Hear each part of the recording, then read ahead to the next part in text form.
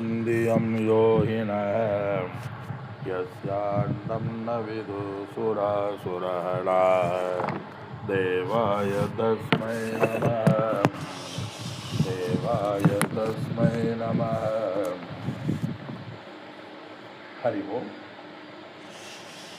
அனைவருக்கும் என்னுடைய வணக்கங்கள். ராமானந்த மகாராஜுக்கு என்னுடைய நமஸ்காரம். ஹரி ஓம் சாமிஜி. ஓம் ஓம் நாராயணா. நல்லது சாமிஜி, நல்லா போயிட்டுருக்கு. நல்லது நல்லது நல்லது. ஓ ஓ ஓ நல்லது நல்லது. எம்பிரா பகவத்கீதையினுடைய 13வது அத்தியாயமான சேத்ரஜ்ஞ விபாக யோகத்தை நாம் பார்த்து வருகின்றோம். இதில் பகவான் கிருஷ்ணர் சேத்ரஜ்ஞனை பற்றி பதில் கூறுகின்றார். அர்ஜுனுடைய கேள்வியான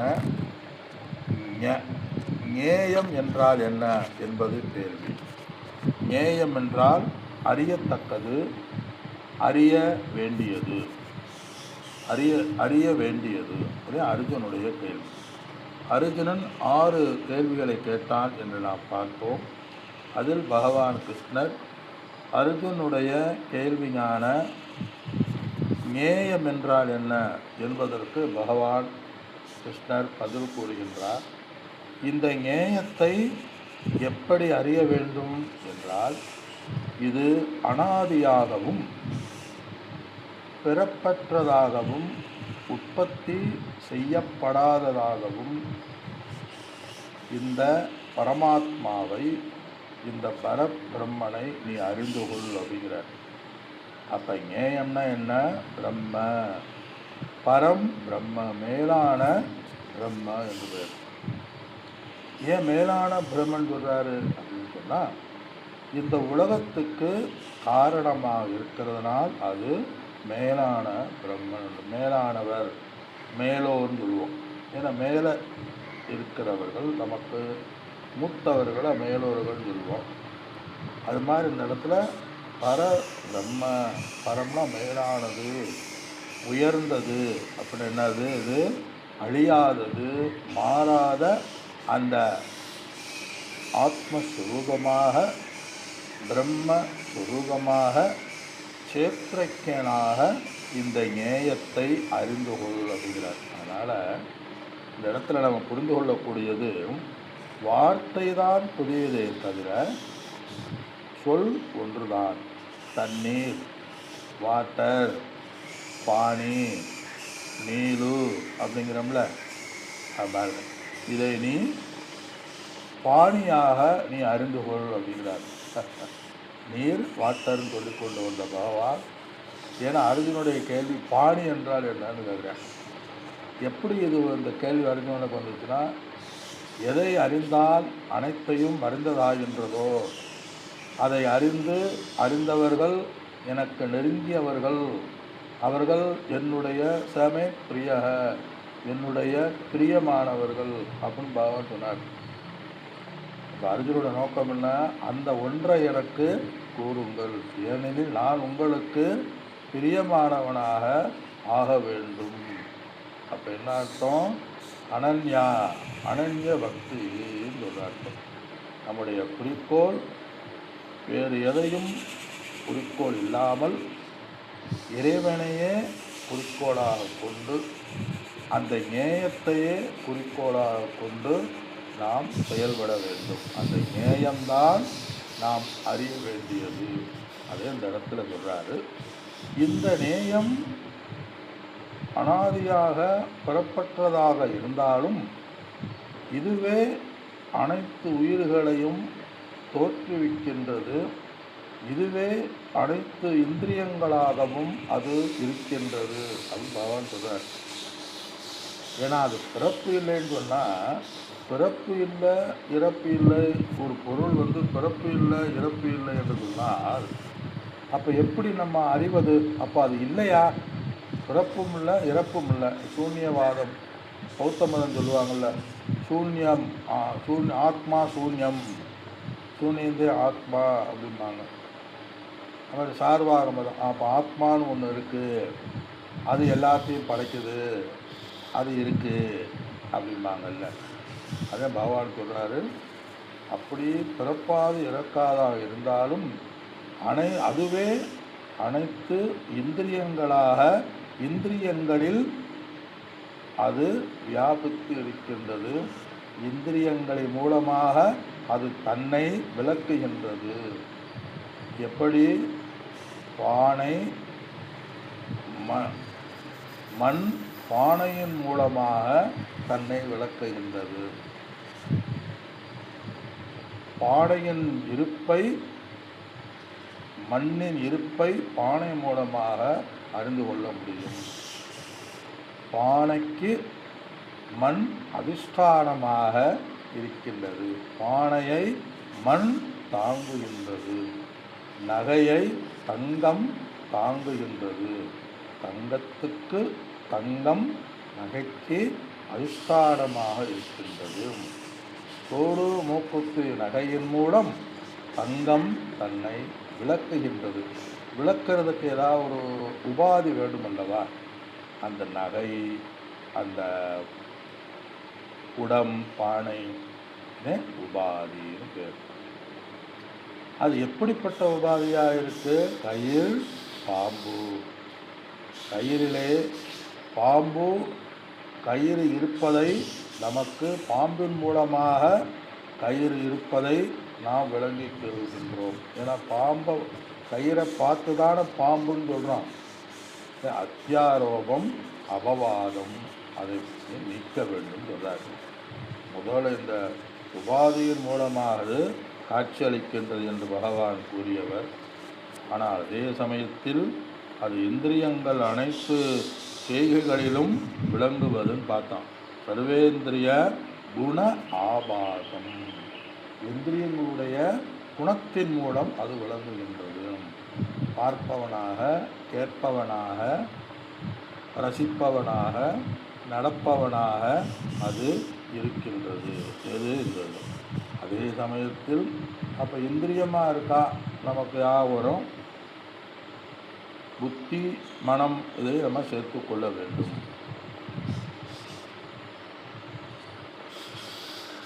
ஆனால் அந்த இந்திரியங்கள் அந்த ஞேயத்தை அறியத்தக்க உபாதிகள் ஆகின்றன.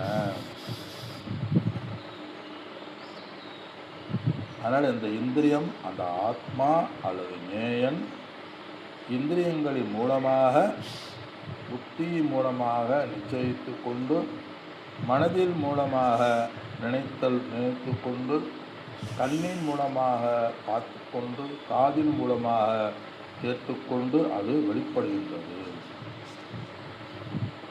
அனைத்து இந்திரியங்களுடைய செயல்களுக்கும் அந்த ஞேயம் காரணமாக அது இருக்கின்றது சொல்றார்.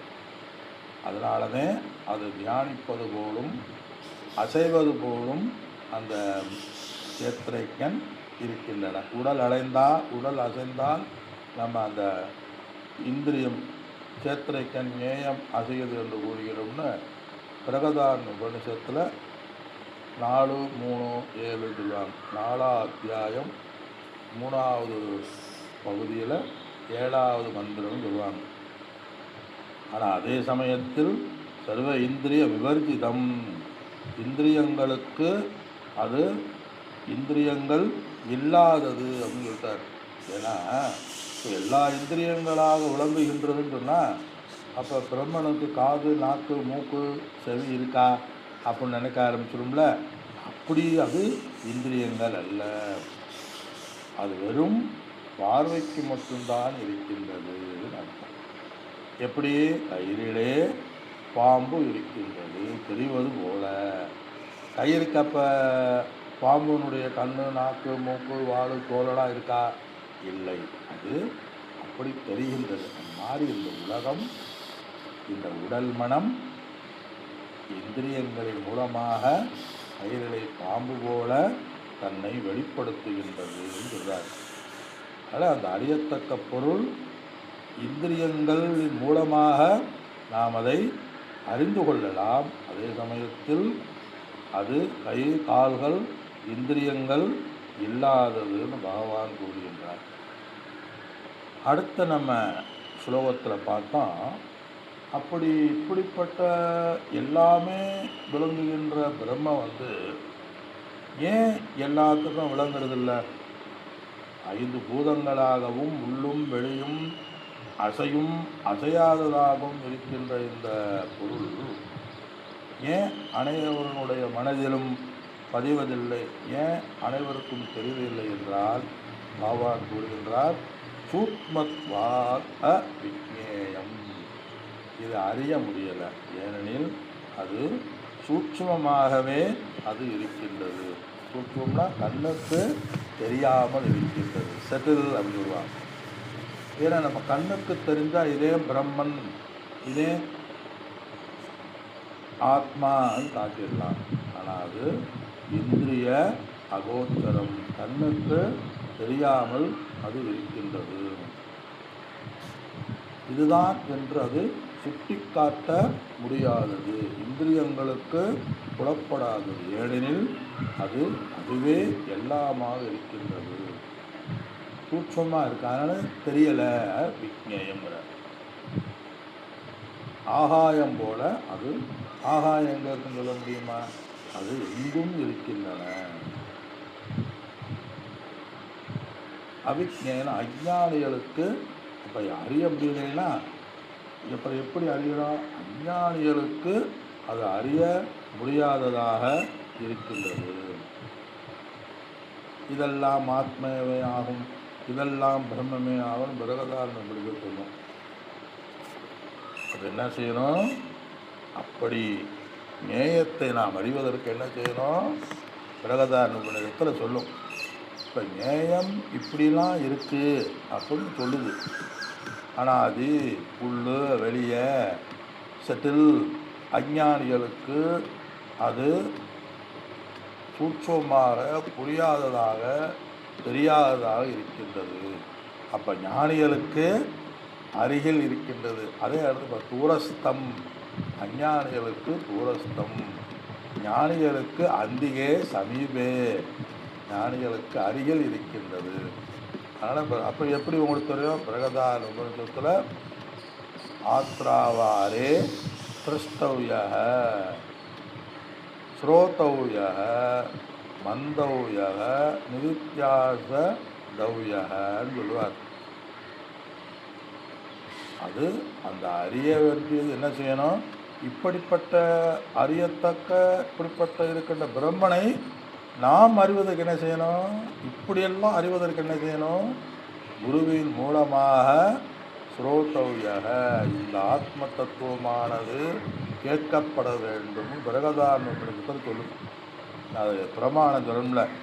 அதாவது மைத்ரேயி, யாக்ஞவல்யர், கார்கி. யாக்ஞவல்யர் திருமணமானவர், 2 மனைவி. அவர் தன்னுடைய மனைவிட்ட சொல்கிறார், நான் எல்லாம் சன்னியாசி எடுக்க போகிறேன், உங்கள் சொத்தை பிரித்து கொடுக்க போகிறேன், வாங்கிக்கன்னு சொல்கிறார். அதுக்கு மைத்ரி கேட்குறாங்க, உங்களுடைய இந்த பணத்தினால எனக்கு முக்தி மோட்சம் கிடைக்குமா என்று மைத்ரி கேட்குறாங்க.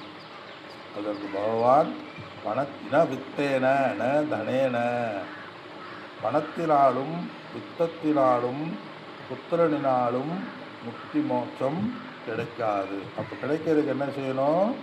ஆத்மாரே திருஷ்டவ்யக, ஆத்மாவை தரிசனம் செய்ய வேண்டும் சொல்றார்.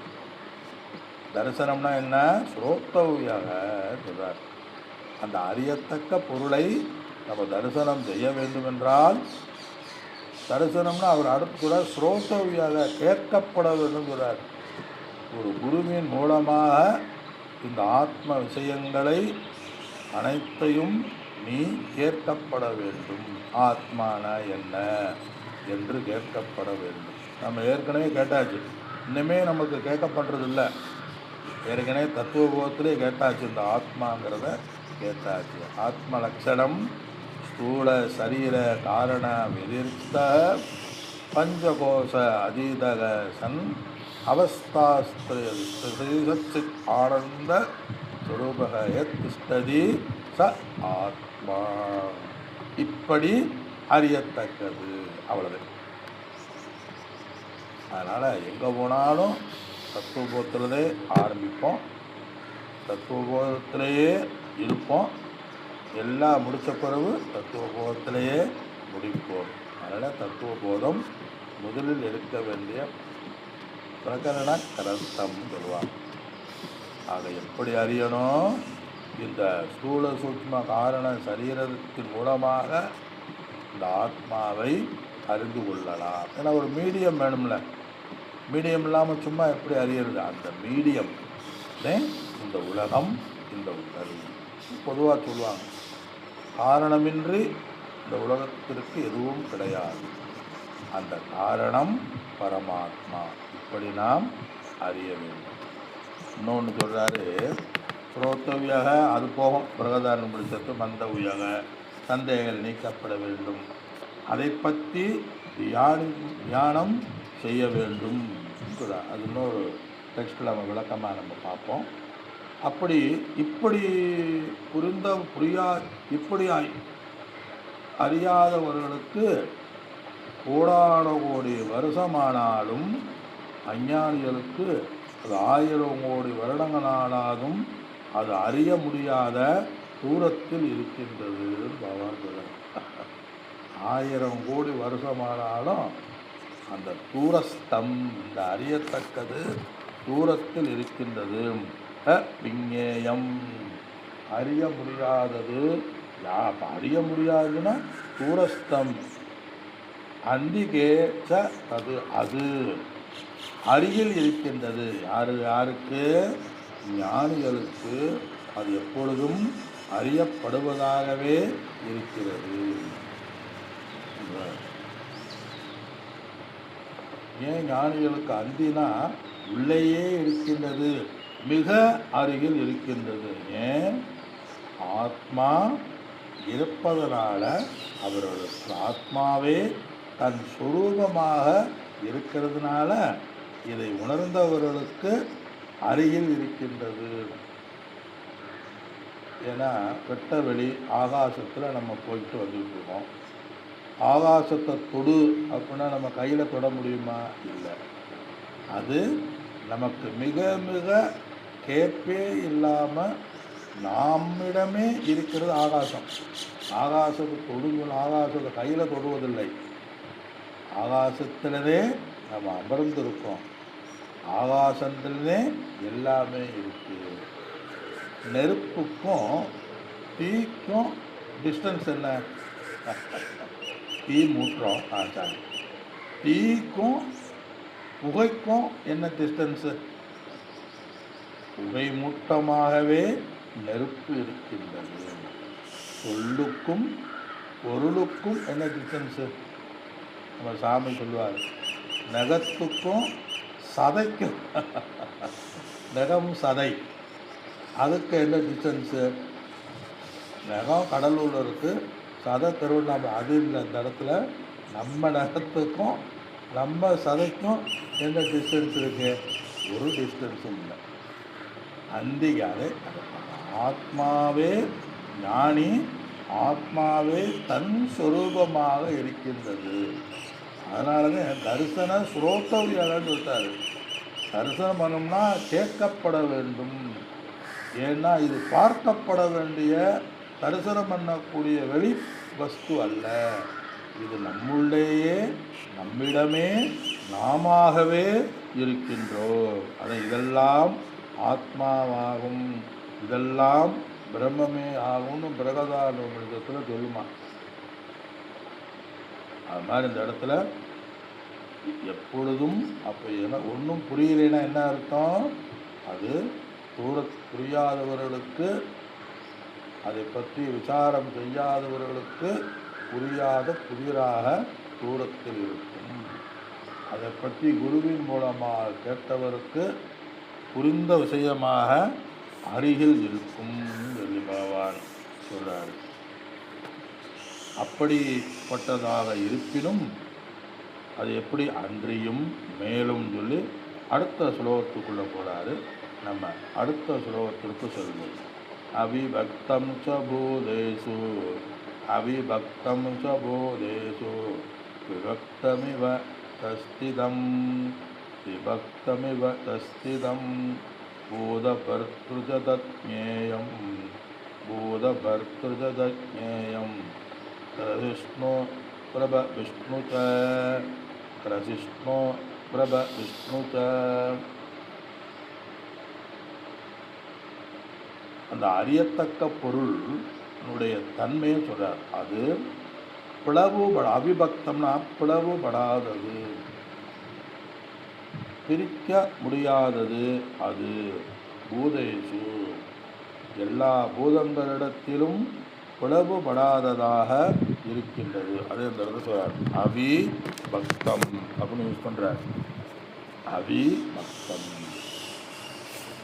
பூதேஷு அப்படிங்கிறார். எல்லா பூதங்களிலும் அவிபக்தம். அந்த எது அந்த ஞேயம், அந்த அறிய வேண்டிய பொருள் அவிபக்த பிளவுபடாததாயினும் பூதேசு உயிர்களில் விபக்த பிளவுபட்டது போல திடமாக தெரிகின்றது. மேலும் பூதபர்த்ரு அது உயிர்களை தாங்குவது தத் ஞேயம் பிரசிஷ்ணு பிரபவிஷ்ணுச்ச அதுவே படைக்கின்றது. அதுவே பிரளய காலத்தில் அனைத்தையும் விழுங்குகின்றதுன்னு பாபான்னு சொல்கிறார். மீதியை நாம் இந்த சுலோகத்தினுடைய அர்த்தத்தை அடுத்த வகுப்பில் சிந்திப்போம். அனைவருக்கும் என்னுடைய வணக்கங்கள். அம்மானதம் வர அறிவோம். நல்லது மாற மாறா ஓ இன்னைக்கு வியாழக்கிழமை பேசுவீங்கல்ல மாறா ஸ்பீக்கர் ஆன் பண்ணுங்க. ஸ்பீக்கர் இல்லை நீ ஆமாம் இன்னைக்கு வியாழக்கிழமை நீ பேசுவீங்கல்ல. ஆமாம் ஓ நல்லா போயிட்டுருக்கா?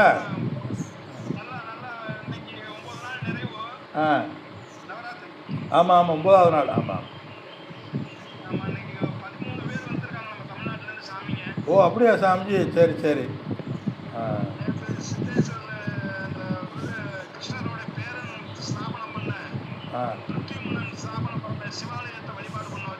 ஓ சரி. ஆமாம் சரி.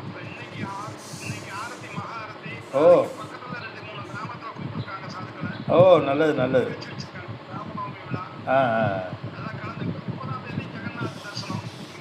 பூரி ஜெகநாத். சரி.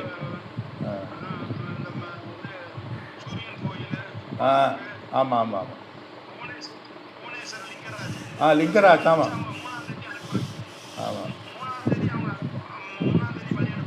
ஓ சரி.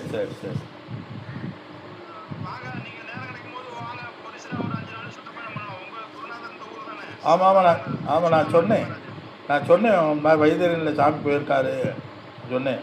நாசிக் போயிருக்காரு சொன்னேன்.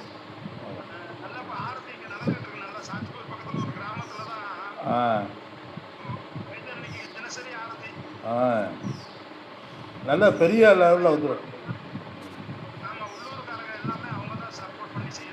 ஓ பெரிய லெவலில் வரும் சாமிஜி. நல்ல நம்ம தமிழ்நாடு மாதிரி. ஆமாம்.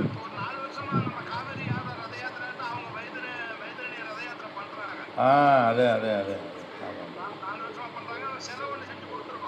ஓ அப்படியா? சரி.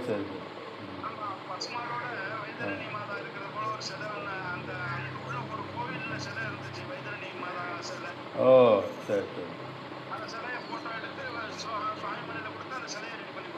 ஓ சரி.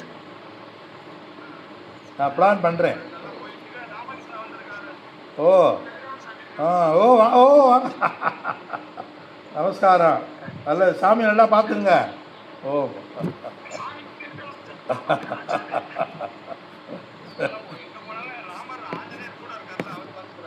ஆமாம் கண்டிப்பாக